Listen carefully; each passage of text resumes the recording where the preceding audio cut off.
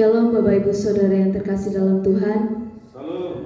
Puji Tuhan, kita mengucap syukur kehadiran Tuhan. Oleh karena kasih dan anugerahnya, pada kesempatan ini kita kembali berkumpul untuk masuk dalam hadiratnya. Mari kita persiapkan hati kita, seluruh jiwa kita, hidup kita untuk masuk dalam hadiratnya, untuk memuji, memuliakan Dia, untuk mendengarkan kebenaran firman-Nya. Mari kita masuk dalam doa. Terima kasih Tuhan, terima kasih Yesus. Kami percaya Engkau Allah yang hidup, Engkau Allah yang telah menyelamatkan kami, Engkau Allah yang telah membebaskan kami dari segala kutuk, dari segala dosa, dari segala pelanggaran. Engkau yang telah menyelamatkan kami, Engkau yang telah menebus kami. Ya Yesus, sungguh kasih-Mu yang tak ada habis-habisnya senantiasa Engkau limpahkan di dalam kehidupan kami. Pada kesempatan ini, ajar kami Tuhan untuk masuk di dalam hadirat-Mu, untuk memuji, memuliakan Engkau. Tahirkan hidup kami Tuhan. Pimpin ibadah pada pagi hari ini dari awal, pertengahan hingga akhirnya. Terima kasih Tuhan. Di dalam nama Tuhan Yesus kami berdoa. Haleluya. Amin.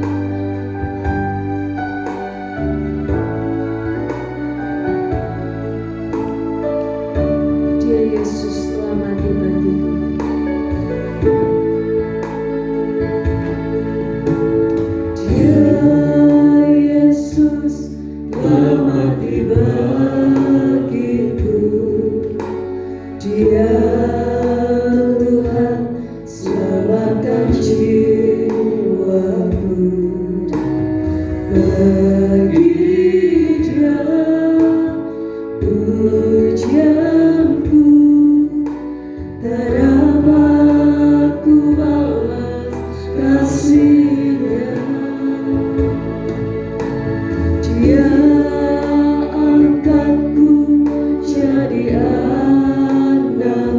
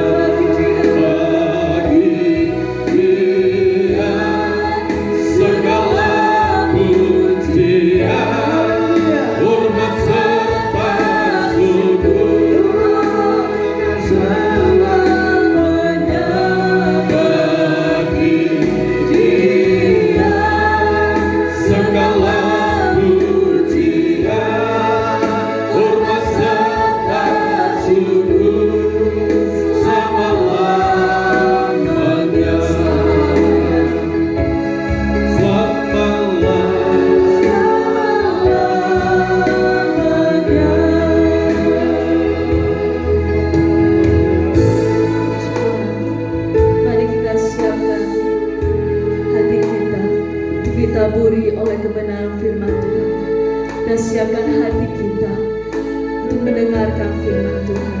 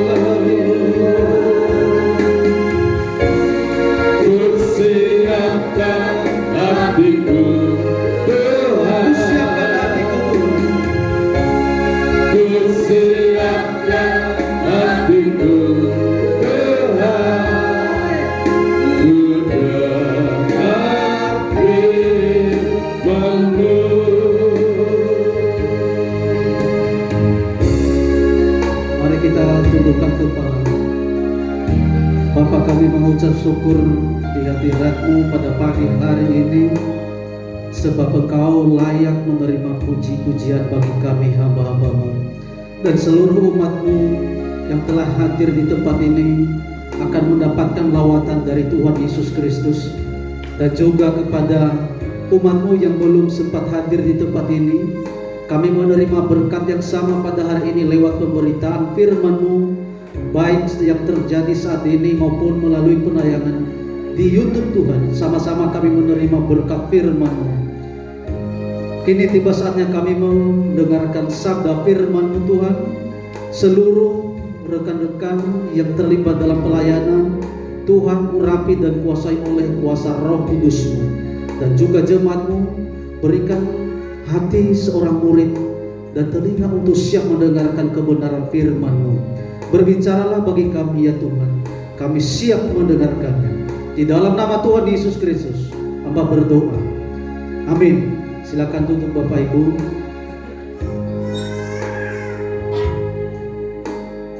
Salam. Salam. Shalom. Ada sukacita Bapak Ibu? Amin. Puji nama Tuhan, pada pagi hari ini kita merasakan hadirat Tuhan. Kita tidak jemu-jemu untuk datang beribadah kepada Tuhan, karena kita mendapatkan kekuatan lewat kebenaran firman Allah. Firman Tuhan pada hari ini yaitu dengan tema kerajaan Allah sudah dekat. Kita tahu bahwa minggu-minggu yang lalu kita diajarkan kebenaran firman Tuhan, yaitu hidup kita menjadi baik suci. Kenapa hidup kita menjadi baik suci? Supaya kita dapat kekuatan, supaya kita mendapatkan kemenangan, keselamatan, bahkan kita terlebih lagi dipakai oleh Tuhan sebagai alatnya. Oleh sebab itu, karena kerajaan Allah sudah dekat, kita harus mampu mempersiapkan diri dari segala sesuatu, baik dari segala tindakan, iman, pengharapan, maupun kasih kita kepada Tuhan. Puji nama Tuhan, kita akan bersama-sama membaca firman Tuhan yang terambil di dalam Injil Lukas pasal yang ke-21 ayat yang ke-25 sampai yang ke-33. Dipersilahkan. Kedatangan anak manusia, perumpamaan tentang pohon ara. Dan akan ada tanda-tanda pada matahari dan bulan dan bintang-bintang, dan di bumi bangsa-bangsa akan takut dan bingung menghadapi deru dan gelora laut. Orang akan mati ketakutan karena kecemasan berhubung dengan segala apa yang menimpa bumi ini, sebab kuasa-kuasa langit akan goncang. Pada waktu itu orang akan melihat anak manusia datang dalam awan dengan segala kekuasaan dan kemuliaannya. Apabila semuanya itu mulai terjadi, bangkitlah dan angkatlah mukamu, sebab penyelamatanmu sudah dekat. Lalu Yesus mengatakan perumpamaan ini kepada mereka. Perhatikanlah pohon ara atau pohon apa saja. Apabila kamu melihat pohon-pohon itu sudah bertunas, Kamu tahu dengan sendirinya bahwa musim panas sudah dekat. Demikian juga jika kamu melihat hal-hal itu terjadi, ketahuilah bahwa kerajaan Allah sudah dekat. Aku berkata kepadamu, sesungguhnya angkatan ini tidak akan berlalu sebab sebelum semuanya terjadi. Lalu langit dan bumi akan berlalu, tetapi perkataanku tidak akan berlalu. Amin. Ini firman Tuhan ini mengingatkan kita kedatangan Tuhan Yesus Kristus sudah dekat. Kerajaan Allah sudah dekat. Kita tahu bahwa kedatangan Tuhan Yesus Kristus yang pertama yaitu membawa penebusan bagi dunia, membawa penebusan bagi kita.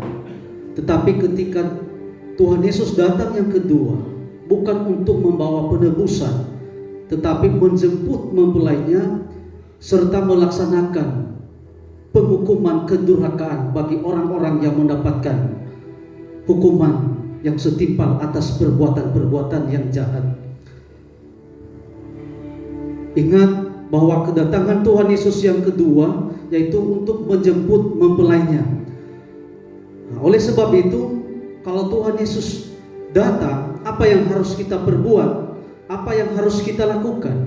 Sebagaimana di dalam nats firman Tuhan tadi, bahwa di dalam ayat yang ke-25, dan akan ada tanda-tanda pada matahari dan bulan dan bintang-bintang, dan di bumi bangsa-bangsa akan takut dan bingung menghadapi deru dan gelora laut.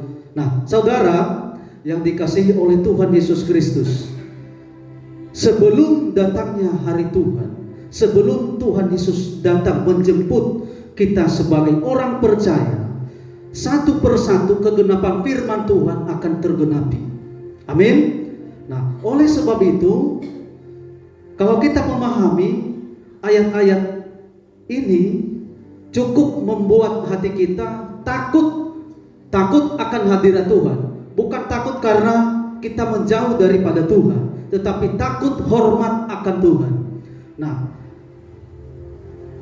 kita tahu sebelum kedatangan Tuhan Yesus itu banyak terjadi. Nah, apa yang terjadi? Di samping pemenangan, penuaian banyak jiwa-jiwa, di sisi lain banyak terjadi yang pertama penyesatan, kemurtadan, dan banyak keadaan manusia pada akhir zaman. Oleh sebab itu terjadi penyesatan. Mari kita perhatikan dulu ayat Matius pasal 24 ayat 4 sampai yang kelima. Matius pasal 24 ayat 4 dan 5. Jawab Yesus kepada mereka, waspadalah supaya jangan ada orang yang menyesatkan kamu, sebab banyak orang akan datang dengan memakai namaku dan berkata, Akulah Mesias, dan mereka akan menyesatkan banyak orang. Lanjut di ayat yang ke-6. Kamu akan mendengar deru perang atau kabar-kabar tentang perang, namun berawas-awaslah, jangan kamu gelisah, sebab jadi. Tetapi itu belum kesudahannya. Sebab bangsa akan bangkit melawan bangsa dan kerajaan melawan kerajaan. Akan ada kelaparan dan gempa bumi di berbagai tempat. Akan tetapi semuanya itu barulah permulaan penderitaan menjelang zaman baru. Cukup sampai di situ. Yang terutama terjadi, yang pertama adalah penyesatan. Kenapa terjadi penyesatan? Sebab hidup kita ini masih belum menjadi bayi suci rohani, bayi suci Allah. Semua bisa menjadi bayi suci apabila memberikan dirinya untuk menerima Tuhan Yesus Kristus sebagai Tuhan dan Juru Selamat, dan membiarkan Roh Kudus berhadirat dalam hidupnya. Sekalipun orang tersebut merasakan hadirat Tuhan, percaya kepada Tuhan Yesus Kristus, tetapi apabila tidak mengerjakan keselamatan di dalam hidupnya, itu diumpamakan seperti gadis-gadis yang bodoh di dalam Matius pasal 25. Nah, oleh sebab itu kita harus waspada dan memperhatikan setiap firman Allah, sebab detik-detik kedatangan Tuhan Yesus Kristus yang kedua kali banyak terjadi kegenapan firman, bahkan seluruh firman Tuhan itu akan tergenapi. Nah, kita perhatikan Matius pasal 18 ayat yang ke-7. Matius pasal 18 ayat 7. Celakalah dunia dengan segala penyesatannya. Memang penyesatan harus ada, tetapi celakalah orang yang mengadakannya. Celakalah dunia dengan segala penyesatannya. Memang penyesatan harus ada, tetapi celakalah orang yang mengadakannya. Nah, celakalah orang yang mengadakannya. Di garis bawahi, memang penyesatan harus ada. Nah, sebelum kedatangan Tuhan, banyak penyesatan terjadi. Nah, kenapa? Karena hati seseorang tidak mau diubah, hatinya membatu, tidak ingin bertobat, akhirnya terjadi penyesatan dan mengikuti roh-roh lain. Nah, oleh karena itu, jangan kita menjadi orang-orang yang masuk ke dalamnya dalam penyesatan oleh kuasa iblis. Yang terjadi akhirnya kematian secara rohani. Kalau kita tersesat, maka kematian yang dilanda adalah kematian secara rohani. Menjauh daripada Tuhan, bahkan membenci firman Allah. Tetapi bagi kita, saudara, kita tidak menjadi orang-orang yang tersesat, sebab kita ditopang oleh kebenaran firman Allah. Amin. Kedua, sebelum kedatangan Tuhan Yesus Kristus, yang kedua, akan terjadi kemurtadan. 1 Timotius pasal 4 ayat yang pertama.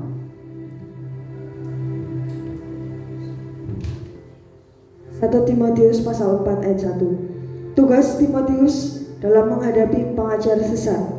Tetapi Roh dengan tegas mengatakan bahwa di waktu-waktu kemudian ada orang yang akan murtad lalu mengikuti roh-roh penyesat dan ajaran setan-setan. Ayat 2. Oleh tipu daya pendusta-pendusta yang hati nuraninya memakai cap mereka.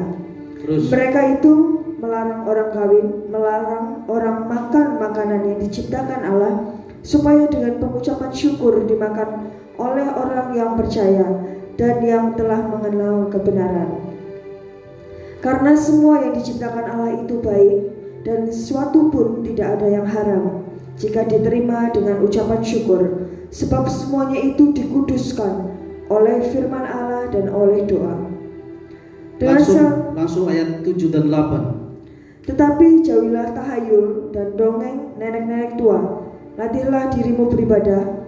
Latihan badani terbatas gunanya, tetapi ibadah itu berguna dalam segala hal, karena mengandung janji, baik untuk hidup ini maupun untuk hidup yang akan datang. Latihlah dirimu beribadah. Kenapa harus kita melatih diri beribadah? Sebab mengandung janji-janji Tuhan, yaitu kita diberi kekuatan kebenaran firman Tuhan. Sekalipun kita sedang dalam menghadapi situasi kondisi masalah yang menimpa, tetapi oleh kebenaran firman Allah kita diberi kekuatan, kita diberi janji-janji, dianugerahkan kemenangan daripada Tuhan. Kita baca 2 Tesalonika pasal 2 ayat yang ketiga.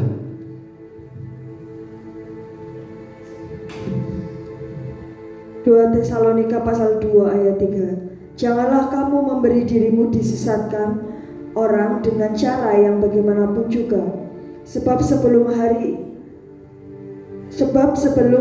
itu haruslah datang dahulu murtad, dan haruslah dinyatakan dahulu manusia durhaka yang harus binasa. Lanjut ke ayat yang 4. Yaitu lawan yang meninggikan diri di atas segala yang disebut atau yang disembah sebagai Allah.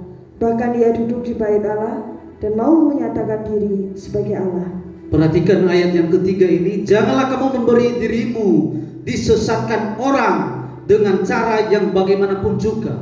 Berarti yang memberi penyesatan itu adalah orang yang diperdaya oleh kekuatan iblis dengan cara bagaimanapun juga. Berarti berbagai macam cara dalam penyesatan. Tetapi kita harus lepas dari semua belenggu penyesatan iblis. Sebab kata firman Tuhan, sebelum hari itu, sebelum kedatangan Tuhan Yesus Kristus yang kedua, haruslah datang dahulu murtad. dan haruslah dinyatakan dahulu manusia durhaka yang harus binasa. Nah, kita ketahui ke depan bahwa penyesatan itu terjadi di mana-mana. Nah, kita juga mengenal siapa orang-orang yang dipakai oleh iblis dalam menyesatkan orang-orang percaya. Nah, oleh sebab itu jangan kita mau diperdaya, disesatkan oleh kuasa iblis. Hanya kekuatan firman Allah yang dapat menguatkan iman, mengokohkan pengharapan kita dan kasih kepada Tuhan. Amin. Nah, oleh karena itu Bapak Ibu, kemenangan kita adalah melatih diri untuk beribadah. Hanya itu kekuatan kita. Dengan melatih diri untuk beribadah, kita mendapatkan kekuatan doa, mendapatkan kekuatan penyembahan. Bahkan kita menjadi penyembah di dalam roh dan kebenaran. Kalau kita mendapatkan kekuatan Roh Kudus, kita dianugerahkan kekuatan yang baru, maka segala sesuatu kita dapat melewatinya. Amin. Kembali di 2, kita baca dulu 2 Timotius pasal 3 ayat 1 sampai yang ke-7. 2 Timotius pasal 2 ayat 1 sampai 7. Panggilan untuk ikut menderita. Sebab itu, hai anakku, jadilah kuat oleh kasih karunia dalam Kristus Yesus. Apa yang telah engkau dengar daripadaku di depan banyak saksi, percayakanlah itu kepada orang-orang yang dapat dipercayai, yang juga cakap mengajar orang lain. Ikutlah menderita sebagai seorang prajurit yang baik dari Kristus Yesus. Seorang prajurit yang sedang berjuang tidak memusingkan dirinya dengan soal-soal penghidupannya, supaya dengan demikian ia berkenan kepada komandannya. Terus, seorang olahragawan hanya dapat memperoleh mahkota sebagai juara apabila ia bertanding menurut peraturan-peraturan olahraga. Seorang petani yang bekerja keras haruslah yang pertama menikmati hasil usahanya. Ayat yang ke-7.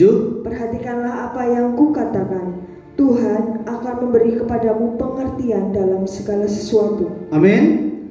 Perhatikanlah apa yang kukatakan kepadamu. Tuhan akan memberi kepadamu pengertian dalam segala sesuatu. Puji nama Tuhan. Luar biasa, firman Tuhan ini mengatakan bahwa kalau kita melatih diri untuk beribadah, melatih diri untuk senantiasa bangkit dan berdoa, untuk menyembah, menyenangkan hati Tuhan, maka apa kata firman Tuhan? Tuhan memberi suatu pengertian dalam segala sesuatu. Ada amin Bapak Ibu? Nah, sebaliknya, di sisi lain kita perhatikan 2 Timotius pasal 3 ayat 1 sampai yang ke-7 sampai yang ke-9. 2 Timotius pasal 3 ayat 1 sampai ayat 9. Keadaan manusia pada akhir zaman. Ketahuilah bahwa pada hari-hari terakhir akan datang masa yang sukar. Manusia akan mencintai dirinya sendiri dan menjadi hamba uang. Mereka akan membual dan menyombongkan diri. Mereka akan menjadi pemfitnah. Mereka akan berontak terhadap orang tua dan tidak tahu berterima kasih, tidak mempedulikan agama, tidak tahu mengasihi, tidak mau berdamai, suka menjelekkan orang, tidak mau mengekang diri, garang, tidak suka yang baik, suka mengkhianat, tidak berpikir panjang, berlagak tahu, lebih menuruti hawa nafsu daripada menuruti Allah. Secara lahiriah mereka menjalankan ibadah mereka, tetapi pada hakikatnya mereka memungkiri kekuatannya sendiri. Jauhilah mereka itu. Sebab di antara mereka terdapat orang-orang yang menyelundup ke rumah orang lain dan menjerat perempuan-perempuan lemah yang syarat dengan dosa dan dikuasai oleh berbagai hawa nafsu, yang walaupun selalu ingin diajar, namun tidak pernah dapat mengenal kebenaran. Sama seperti Yanes dan Yambres menentang Musa, demikian juga mereka menentang kebenaran. Akal mereka bobrok dan iman mereka tidak tahan uji. Tetapi sudah pasti mereka tidak akan lebih maju, karena seperti dalam hal Yanes dan Yambres, kebodohan mereka pun akan nyata bagi semua orang. Amin.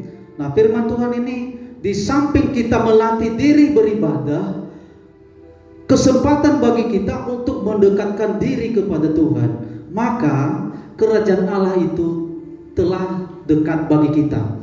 Di sisi lain, orang yang tidak ingin tetap bertobat kepada Tuhan, maka hidup mereka sama seperti di dalam 2 Timotius pasal 3 ayat 1 sampai yang ke-9 tadi, bahwa perubahan perilaku itu bukan perilaku yang manusiawi tetapi berkarakter binatang. Nah, kenapa? Karena memang harus ada yang murtad sebelum kedatangan Tuhan. Kenapa banyak orang-orang murtad? Karena mengikuti kedegilan hati mereka, tidak mengedepankan kuasa Roh Kudus yang hadir pada akhir zaman ini. Nah, kembali di dalam Lukas pasal 21. Lukas pasal 21 ayat yang kedua, pasal 21 ayat yang ke-25 dan ke-26. Saya bacakan terutama ayat yang ke-26. Orang akan mati ketakutan karena kecemasan berhubung dengan segala apa yang menimpa bumi ini, sebab kuasa langit akan goncang. Nah, perhatikan Bapak Ibu. Nah, ada dua yang terjadi di dalam ayat yang ke-25 ini, yaitu tergoncangnya langit. Nah, di dalam langit ada matahari, ada bulan, dan ada bintang-bintang. Tergoncang, digoncang. Yang di bumi juga digoncang, bingung menghadapi deru dan gelora laut. Kenapa terjadi gelora laut? Firman lain berkata, terjadi gempa bumi. Terjadi gempa bumi yang sangat dahsyat. Akhirnya di ayat yang ke-26 ini, orang akan mati ketakutan. Kenapa banyak mati ketakutan? Karena cemas, karena keputusasaan, karena segala sesuatu mulai tergenapi. Nah, bagaimana mengantisipasinya? Hanya kekuatan firman Allah yang dapat sanggup mengokohkan kekuatan, ketenangan hidup kita untuk lebih mendekatkan diri kepada Tuhan. Nah, ayat yang ke-27, pada waktu itu orang akan melihat Anak Manusia datang dalam awan dengan segala kekuasaan dan kemuliaannya. Ayat yang ke-28, apabila semuanya itu mulai terjadi, bangkitlah dan angkatlah mukamu, sebab penyelamatanmu sudah dekat. Nah, ayat yang ke-27 dengan ayat yang ke-28 ada perbedaan, ada jarak yang terutama. Yang pertama yang terjadi ayat yang ke-28. Apabila semua itu mulai terjadi, artinya mulai tergenapi firman Tuhan, bangkitlah sebab keselamatan sudah dekat. Artinya kita harus bangkit dan mengangkat muka melihat kemenangan kita, bahwa Tuhan Yesus akan segera datang, menggenapi ayat yang ke-27. Apabila semua itu mulai terjadi, artinya awal mulai tergenapi isi firman Allah, maka hai jemaatku, bangkit dan angkatlah mukamu, sebab Tuhan Yesus sudah dekat. Ketika kita bangkit dan mengangkat muka melihat ayat yang ke-27, akan melihat Anak Manusia datang dalam awan dengan segala kekuasaan dan kemuliaannya. Kita dapat melihat kedatangan Tuhan Yesus Kristus. Kalau kita diberikan umur panjang, hidup sampai Tuhan datang, maka kita akan melihat kemuliaan Tuhan. Ketika Tuhan datang di awan-awan permai, kita akan melihat kedatangannya, kita akan menyambut kedatangannya. Sebab kenapa? Di ayat yang 32 kita perhatikan, bahkan kita baca bersama-sama ayat yang ke-32 dan ke-33. Ayat 32 dan 33 kita baca sama-sama, 1, 2 ya. Aku berkata kepadamu, sesungguhnya angkatan ini tidak akan berlalu sebelum semuanya terjadi. Langit dan bumi akan berlalu, tetapi perkataanku tidak akan berlalu. Maksudnya, aku berkata kepadamu, sesungguhnya angkatan ini, kita pada akhir zaman ini, angkatan ini tidak akan mati binasa, melainkan memperoleh kemenangan. Kita diberikan kekuatan kehidupan, bahkan hidup, diberi umur panjang. Sebelum semuanya terjadi, kita diberi kemenangan melihat Tuhan Yesus datang di awan-awan permai. Amin. Sekalipun umur kita lanjut usia, tetapi kalau kita perhatikan di dalam firman Tuhan, bahwa satu hari sama dengan 1000 tahun. Satu hari bagi Tuhan berarti 1000 tahun bagi kita. Berarti usia kita saat ini, kalau ada yang 60-70 tahun, kalau kita lihat jarum jam, berapa jam, berapa menit di hadapan Tuhan. Orang yang baru lahir, baru 0, berarti orang yang umurnya tua sampai 70 tahun, berapa menit di hadapan Tuhan. Kita periksa, kita perhatikan masing-masing, bahwa itulah yang menggugah semangat kita, Bapak Ibu, menggugah semangat kita bahwa hidup kita ini masih diberikan umur panjang ke depan. Ada amin? Sekalipun kita pernah merasakan bahwa sakit, sekalipun merasakan keputusasaan, tidak ada harapan, tetapi kekuatan firman Allah yang membangkitkan, yang menggairahkan semangat kita kepada Tuhan, bahwa sesungguhnya angkatan ini, angkatan akhir zaman ini, generasi akhir zaman ini tidak akan berlalu, sebab mereka melihat, menyaksikan kedatangan Tuhan yang kedua kali.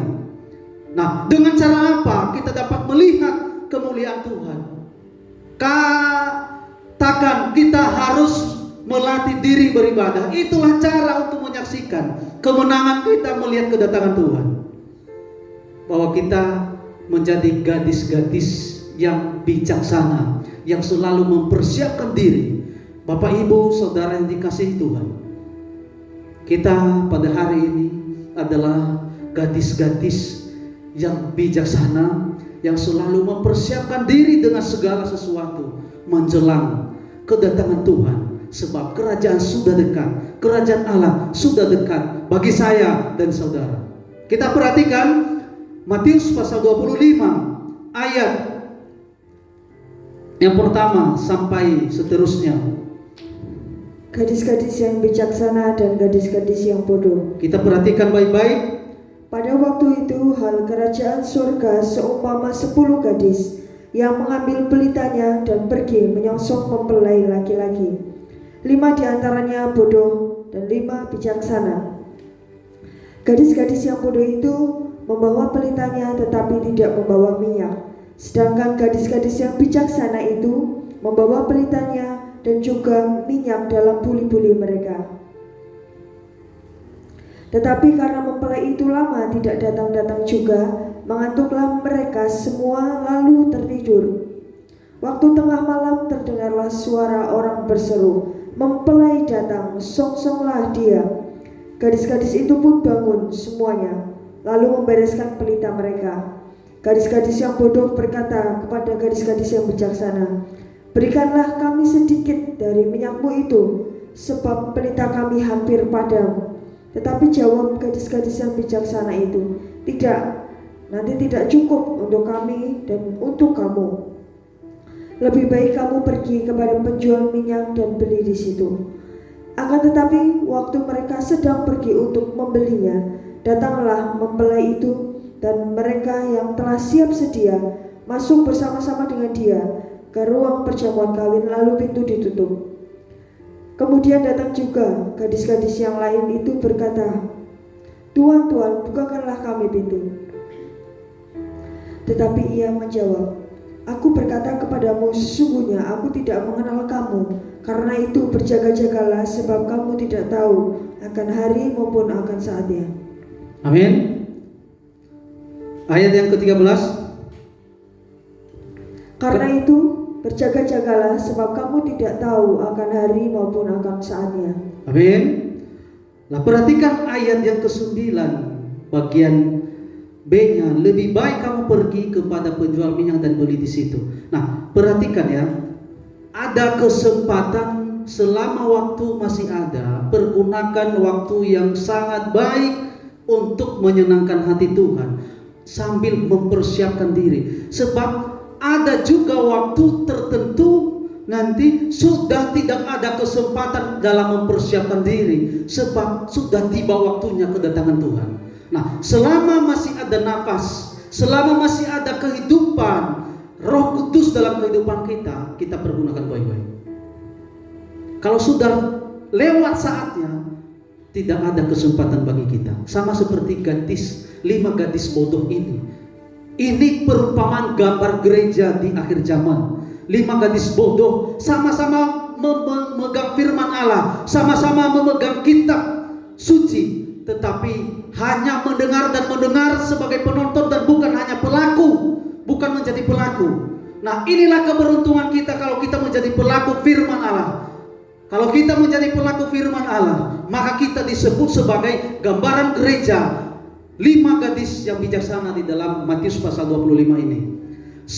Sebab kenapa? Selalu siap sedia menyongsong, menyambut kedatangan Tuhan pada hari di mana Tuhan melawat umatnya. Nah, kesempatan itu tidak datang kedua kalinya. Selama masih ada waktu, pergunakan baik-baik. Nah, kemudian datang juga gadis yang lain dan berkata, Tuhan, Tuhan, bukakanlah kami pintu. Nah, ini merengek-rengek, Tuhan, Tuhan, bukakan kami pintu. Ada tanda seru di dalam firman Tuhan. Itu artinya dengan suara nyaring dan keras meminta kepada Tuhan, Tuhan, Tuhan, bukakan kami pintu. Tapi Tuhan tidak mendengar, sebab pintu telah tertutup. Ayat yang ke-12, tetapi ia menjawab, aku berkata kepadamu, hai orang-orang bodoh, sesungguhnya aku tidak mengenal kamu. Nah, inilah perbedaan ketika kita mengenal firman Tuhan dan mempribadikan firman Tuhan, atau hanya mendengar firman Tuhan dan larut begitu saja. Pertanyaannya, kita di golongan mana? Apakah kita sebagai pelaku firman Allah saat ini, atau hanya kita menonton dan melihatnya saja? Oleh sebab itu, firman Tuhan minggu lalu menegaskan bagi kita bahwa kita harus menjadi bait sucinya Allah, bait suci rohani, tempat Allah Roh Kudus berhadirat. Kenapa? Ketika kita berhubungan secara intim dengan Roh Kudus, maka segala sesuatu akan diajarkan bagi kita. Kita baca 2 Petrus pasal 3 ayat yang ke-14. 2 Petrus pasal 3 ayat ke-14. Sebab itu saudara-saudaraku yang kekasih, sambil menantikan semuanya ini, kamu harus berusaha supaya kamu kedapatan tak bercacat dan tak bernoda di hadapannya dalam perdamaian dengan Dia. Sebab itu saudara-saudaraku yang kekasih, sebab itu saudara-saudaraku, anak-anakku, umatku yang hadir saat ini maupun yang menyaksikan di tangan YouTube, perhatikan baik-baik sambil menantikan semuanya ini. Kamu harus berusaha. Berarti ada reaksi, ada yang harus kita lakukan, ada yang harus kita kerjakan. Kamu harus berusaha supaya kamu kedapatan tak bercacat. Artinya kita harus berusaha mempersiapkan diri, menata jiwa roh kita. Tubuh jiwa roh kita harus tata lebih fokus kepada Tuhan, lebih suci, lebih tak bercacat di hadapan Tuhan. Kata firman Tuhan yang lain, yaitu hendaklah engkau sempurna, maka aku pun sempurna.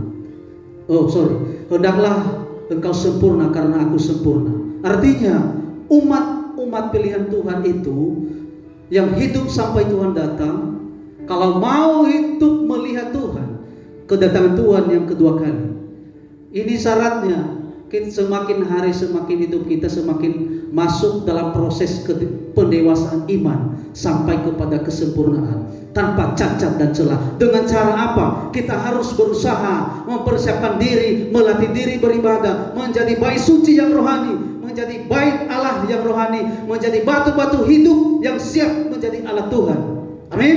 Maka sebagai alat-alat Tuhan, maka kita terlibat di dalamnya sebagai pelaksana keputusan Tuhan. Kita perhatikan Yesaya pasal 13 ayat 6 sampai yang ke-13. Merataplah sebab hari Tuhan sudah dekat, datangnya sebagai pemusnahan dari Yang Maha Kuasa. Sebab itu semua tangan akan menjadi lemah lesu, setiap hati manusia akan menjadi tawar, dan mereka akan terkejut. Sakit mulas dan sakit beranak akan menyerang mereka. Mereka akan menggeliat kesakitan seperti perempuan yang melahirkan. Mereka akan berpandang-pandangan dengan tercengang-cengang. Muka mereka seperti orang yang demam. Sungguh hari Tuhan datang dengan kebengisan, dengan gemas dan dengan murka yang menyala-nyala, untuk membuat bumi menjadi sunyi sepi, dan untuk memunahkan daripadanya orang-orang yang berdosa. Sebab bintang-bintang dan gugusan-gugusan di langit tidak akan memancarkan cahayanya. Matahari akan menjadi gelap pada waktu terbit, dan bulan tidak akan memancarkan sinarnya. Kepada dunia akan kubalaskan kejahatannya, dan kepada orang-orang fasik kesalahan mereka. Kesombongan orang-orang pemberani akan kuhentikan, dan keconghakan orang-orang yang gagah akan kupatahkan.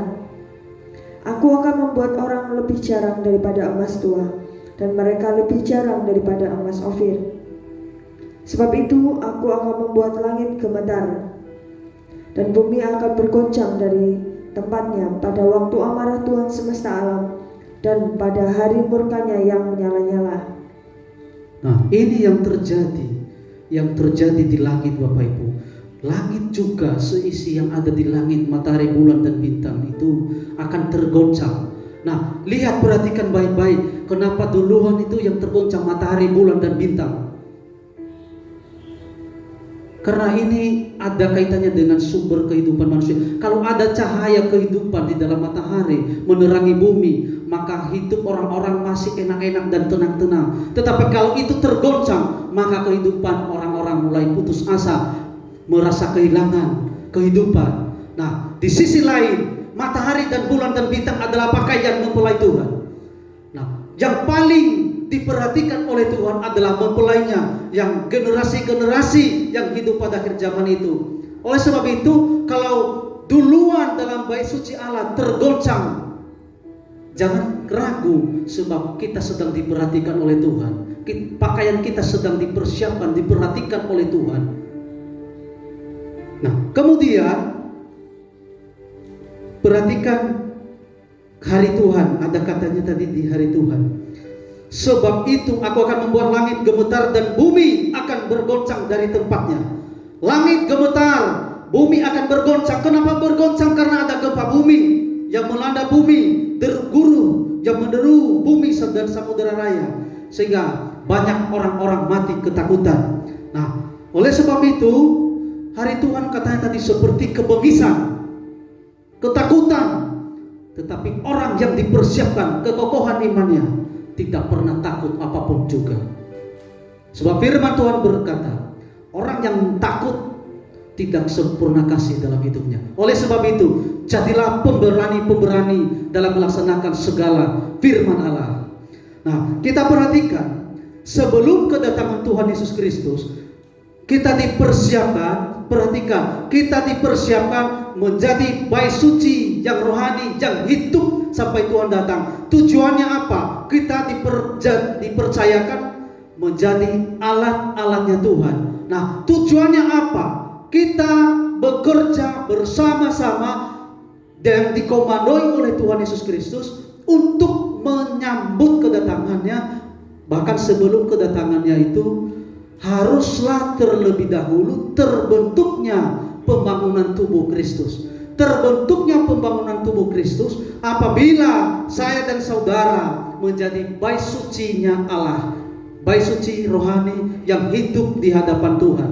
Nah, setelah kita menjadi bayi sucinya Allah, kita seterusnya dipercayakan oleh Tuhan menjadi alat-alatnya yang bekerja dalam panen raya untuk mempersatukan tubuh Kristus yang esa lewat komando dari Tuhan Yesus Kristus sendiri dengan memanggil hamba-hambanya yang telah dipersiapkan sebelum kita lahir, bahkan sebelum dunia dijadikan.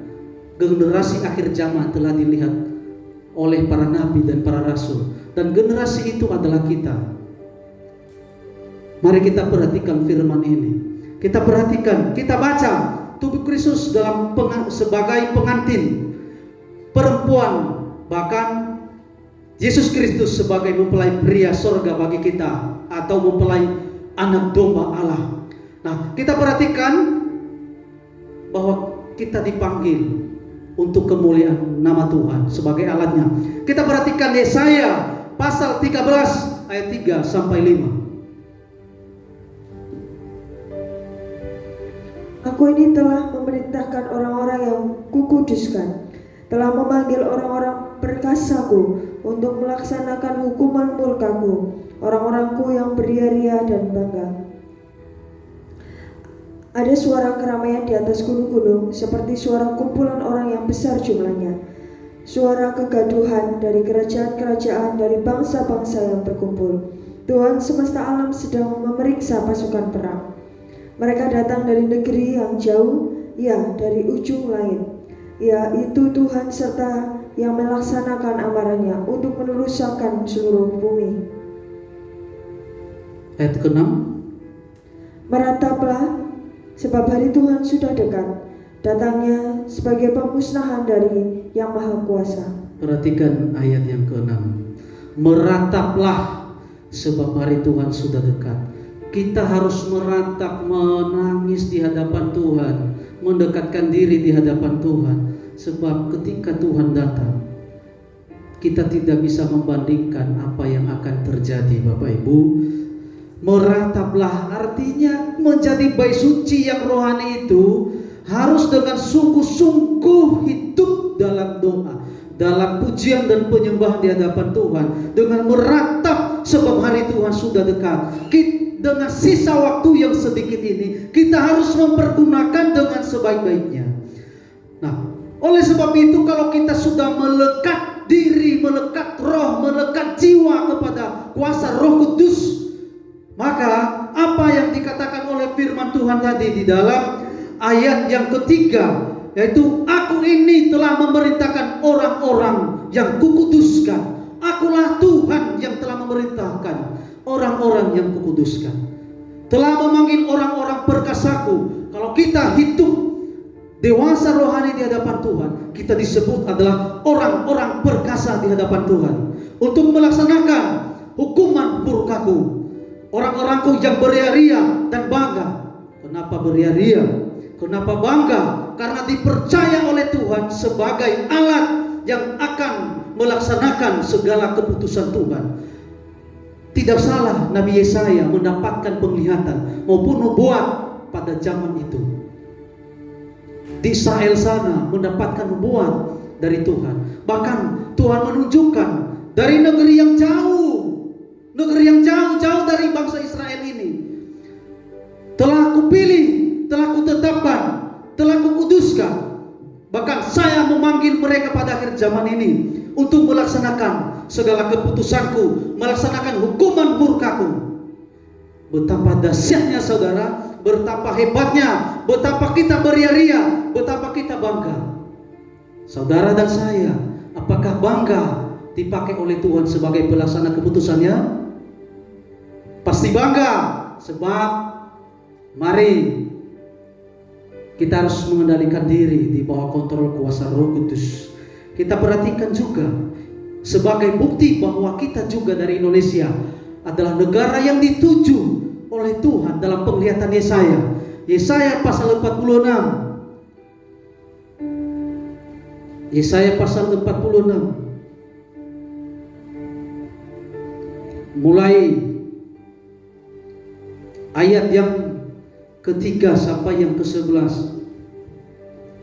Yesaya 46 ayat 3 sampai ayat 11. Dengarkanlah aku, hai kaum keturunan Yakub, hai semua orang yang masih tinggal dari keturunan Israel, hai orang-orang yang kudukung sejak dari kandungan, hai orang-orang yang kujunjung sejak dari rahim. Sampai masa tuamu, aku tetap dia, dan sampai masa putih rambutmu, aku menggendong kamu. Aku telah melakukannya dan mau menanggung kamu terus. Aku mau memikul kamu dan menyelamatkan kamu. Berhenti dulu sampai di situ. Dengarkan aku, hai kaum keturunan Yakub, hai semua orang yang masih tinggal dari keturunan Israel. Semua orang yang masih tinggal dari keturunan Israel, artinya yang masih percaya kepada Tuhan Yesus Kristus sebagai Tuhan dan Juru Selamat mereka. Hai orang-orang yang kudukung sejak dari kandungan, hai orang-orang yang kujunjung sejak dari rahim. Sampai masa tuamu aku tetap dia, dan sampai masa putih rambutmu aku menggendong kamu. Perhatikan, ada dua. Sampai masa tuamu aku tetap dia. Sampai masa tuamu, sampai saya memanggil kamu, aku tetap mengasihi bangsa Israel, umat pilihanku. Dan sampai masa putih rambutmu, aku juga akan menggendong kamu. Nah, terus aku telah melakukannya, dan mau menanggung kamu terus. Aku mau memikul kamu dan menyelamatkan kamu, menyelamatkan bangsa Israel. Terus langsung ke ayat yang ke-11. Yang memanggil burung buas dari timur. Maaf, dari ayat ke-9.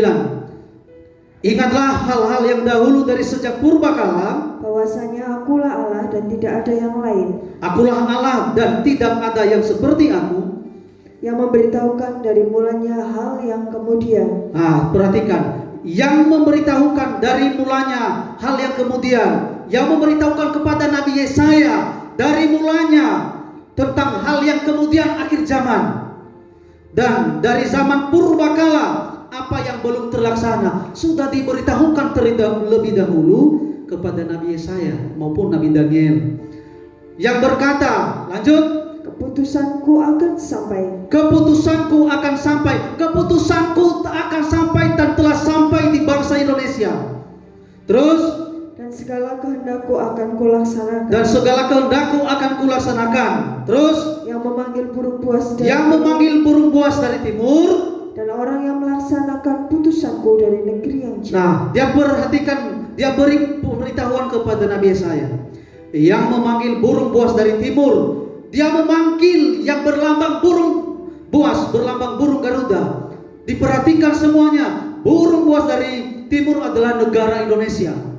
Tidak secara kebetulan kenapa lambang burung negara Indonesia lambang burung Garuda. Itu karena telah dinubuatkan. Nah, Roh Kudus bisa memakai siapa saja untuk menetapkan lambang negara bangsa Indonesia sebagai lambang burung Garuda. Tujuannya apa? Untuk membuktikan kebenaran firman Allah ini. Amin. Memanggil burung buas dari timur, artinya memanggil hamba-hambaku dari timur, dari Indonesia, dan orang yang melaksanakan putusanku dari negeri yang jauh, jauh dari sini. Yesaya dari Indonesia, itu ada di Indonesia, dan aku telah mengatakannya, maka aku hendak melangsungkannya. Apa yang belum terjadi terlaksana akan tergenapi terlaksana pada generasi kita di akhir zaman ini. Maka aku hendak melangsungkannya. Aku telah merencanakannya. Tuhan sudah jauh-jauh hari merencanakannya untuk memanggil kita sebagai pelaksana keputusannya. Amin. Maka aku hendak melaksanakannya. Tema tadi, kerajaan Allah sudah dekat. Berarti ada sinkronisasinya, ada ketepatan pemanggilan kita sebagai pelaksana keputusan Tuhan pada akhir zaman.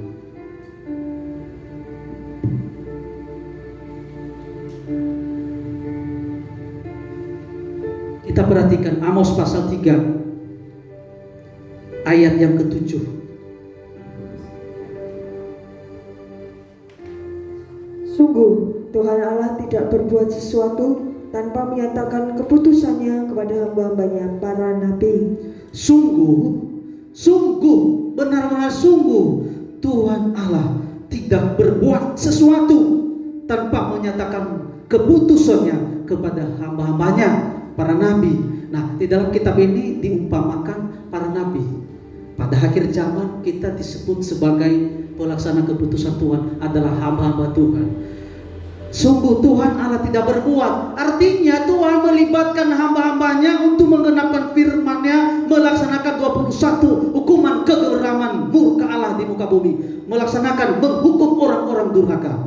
Nah, Tuhan tidak mau melakukan segala sesuatu. Kalau Tuhan sendiri pasti mampu. Kenapa? Sebab Dia Tuhan. Tetapi karena Dia menyayangi umatnya, umat pilihannya, orang-orang yang dipanggil oleh Tuhan sebagai pelaksana keputusannya, yaitu menjalin komunikasi, menjalin hubungan yang intim dengan Dia, yaitu dengan kesukaan itu bagi Tuhan, Tuhan menyatakan suatu rahasianya, yaitu untuk menyatakan keputusannya kepada lewat hamba-hambanya pada akhir zaman.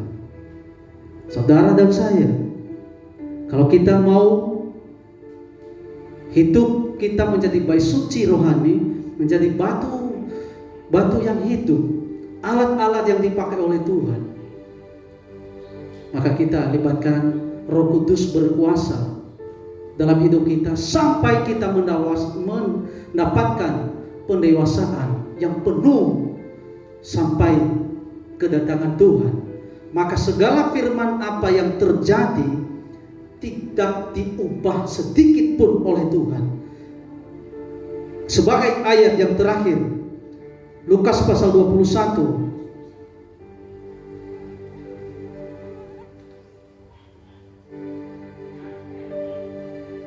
ayat yang ke-31 dan yang ke-33. Demikian juga jika kamu melihat hal-hal itu terjadi, ketahuilah bahwa kerajaan Allah sudah dekat. Ayat 33. Langit dan bumi akan berlalu, tetapi perkataanku tidak akan berlalu. Langit dan bumi akan berlalu, tetapi perkataanku tidak akan berlalu. Firman Allah tidak pernah berlalu, pasti tergenapi untuk menekankan bahwa kita dipanggil oleh Tuhan sebagai bait suci yang rohani. Tuhan berkata, langit dan bumi akan berlalu, tetapi perkataanku tidak akan berlalu. Aku memakai hamba-hambaku untuk melaksanakan keputusanku. Jadilah bait suci yang kudus, bait suci yang tanpa cacat, tanpa celah, menjadi bait suci yang hidup dan yang penuh dalam kedewasaan iman, pengharapan dan kasih di hadapan Tuhan. Puji Tuhan, demikianlah firman Tuhan ini semoga menjadi kekuatan, kebenaran, kekuatan yang menghidupkan bagi kita lewat pernyataan kuasa Roh Kudus. Amin. Sebelum kita angkat pujian ini, kita tundukkan kepala dan berdoa. Bapa di dalam surga, terima kasih atas firman-Mu yang Engkau sampaikan bagi kami, dan jadikanlah kekuatan bagi kami supaya kami dapat memiliki gairah dan semangat untuk mendekatkan diri kepada Tuhan, baik lewat doa-doa, lewat doa syafaat, lewat doa sembah maupun puji-pujian kepada Tuhan. Bahwa kami terbeban untuk pemenangan jiwa-jiwa, sekalipun kami tidak bisa menjangkau mereka, tidak bisa menjangkau dengan secara fisik, tetapi kekuatan doa kami dapat menjangkau jiwa-jiwa, bahkan miliaran jiwa-jiwa dapat dimenangkan melalui doa-doa kami hamba-hamba-Mu. Oleh sebab itu ya Tuhan, kami mau hidup kami menjadi bait suci yang rohani, yang kudus tanpa cacat yang celah, supaya Tuhan dapat memakai kami sebagai alat-alat di dalam pembangunan tubuh Kristus yang esa, sebagai pelaksana keputusan Tuhan pada akhir zaman. Terima kasih Tuhan. Kami percaya bahwa nama-Mu adalah mulia bagi anak domba. Terpuji nama Tuhan Yesus Kristus. Kami akan menyembah Engkau, kami akan memuliakan nama-Mu Tuhan Yesus. Kami mau mendekatkan diri di hadapan-Mu, sebab kerajaan Allah telah dekat bagi kami. Amin. Kita akan berdiri, kita akan puji nama Tuhan. Mulia bagi anak domba.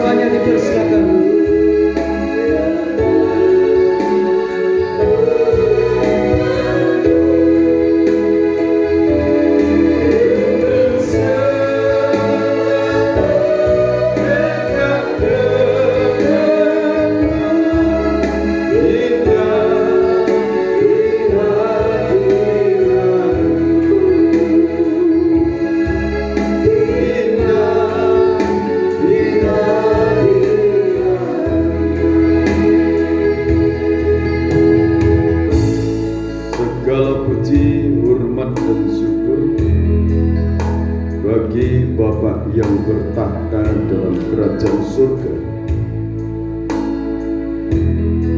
Ialah kasih dan rahmat-Mu mengalir dalam setiap pribadi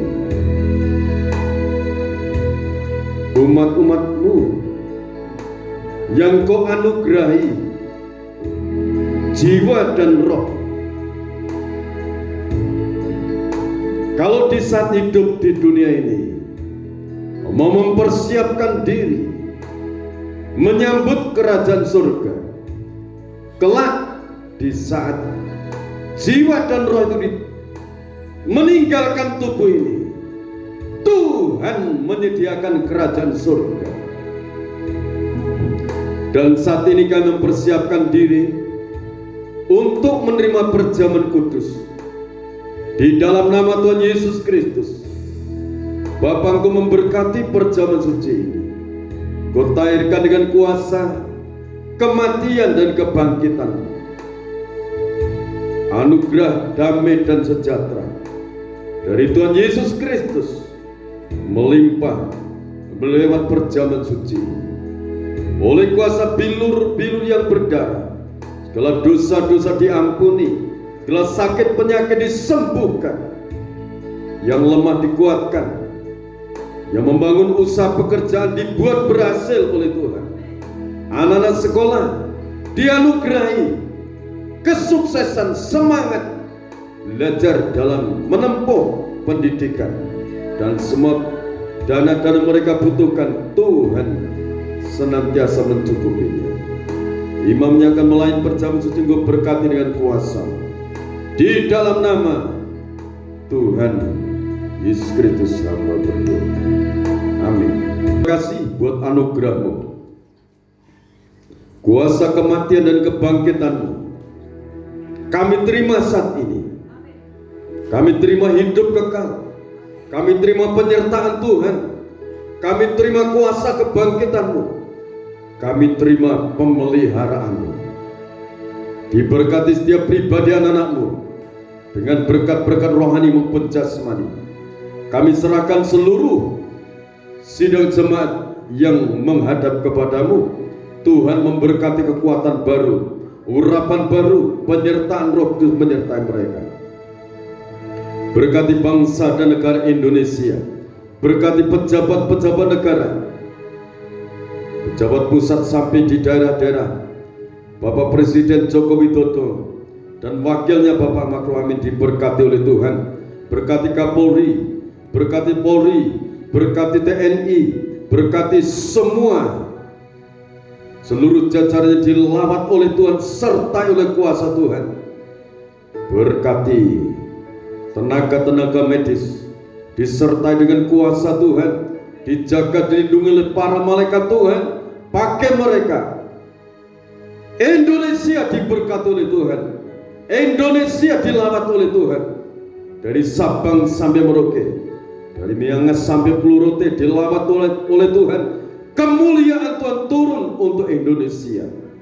Seluruh masyarakat Indonesia diberkati, rakyat Indonesia diselamatkan, diampuni oleh Tuhan.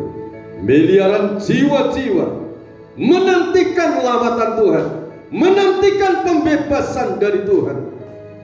Ulurkan belas kasihan-Mu, curahkan Roh Kudus double porsi menyertai hamba-hamba-Mu di dalam nama Tuhan Yesus Kristus. Bapa, terima kasih, berkati masyarakat Ponorogo ini dengan kesehatan, kekuatan, anugerah perlindungan dari Tuhan turun. Berkati seluruh anak-anak-Mu.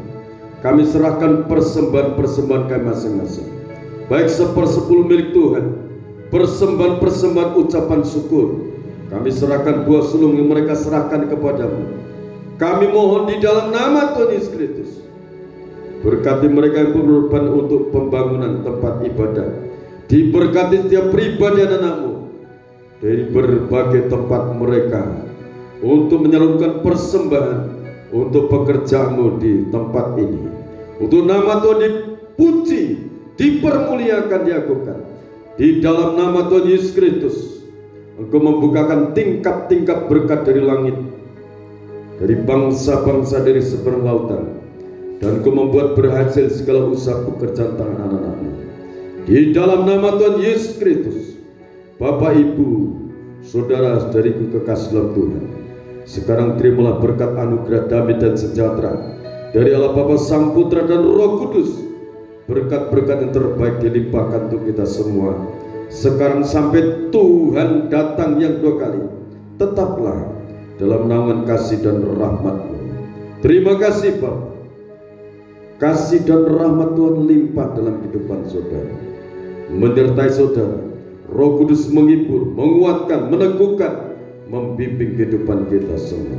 Seluruh hamba-Mu yang telah melayani, Tuhan memberkati dengan berkat-berkat terbaik dari tempat mati. Di dalam nama Tuhan Yesus Kristus, mohon berkat-berkat ini. Haleluya. Amin. Salam, Tuhan berkati kita semua.